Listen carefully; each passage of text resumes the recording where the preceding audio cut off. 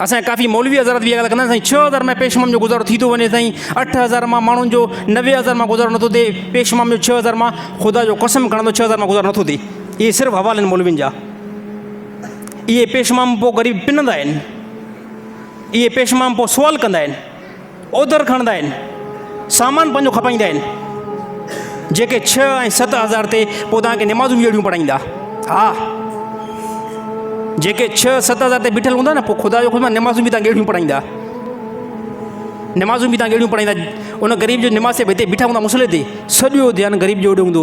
घरवारी बीमार यार हिनखे कॾां हाणे मां कंहिंखां कर्ज़ु वठां, हिते मुसले ते बीठो हूंदो, सॼो ॾींहुं सोचींदो हाणे त कंहिं खां मां उधर वठां, कहिड़े जमायती खां मां सुवाल कयां, इहे पुटु बीमार मां कंहिंखे ॾिसां।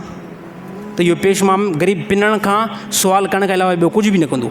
तव्हां चवंदोसीं तव्हांजो गुज़ारो कीअं थो थिए। अल्हम्दुलिल्लाह, मूंखे अलाह ताला कुझु जेको मुंहिंजा ज़रिया बणाया, न त मां कंहिं ज़माने में इमामत मां भॼी वञा, कंहिं ज़माने में दावा सां सिधी ॻाल्हि थो कयां, कंहिं ज़माने में मुजीबुर रहमान शार्ट थी वञा, पर अलाह ताला कुझु मुंहिंजो ज़रियो बनायो आहे जंहिंमें मुंहिंजी इनकम घटि में घटि हाणे बि कोई मूंखां पुछा करे न, जेके चवंदा साईं 6,000 मां गुज़ारो थी थो वञे, 8,000 मां गुज़ारो थी थो वञे, वल्ला मेंबर ते मां वेठो आहियां, 80,000 रुपयो मुंहिंजो ख़र्चु आहे हर महीने जो घर जो।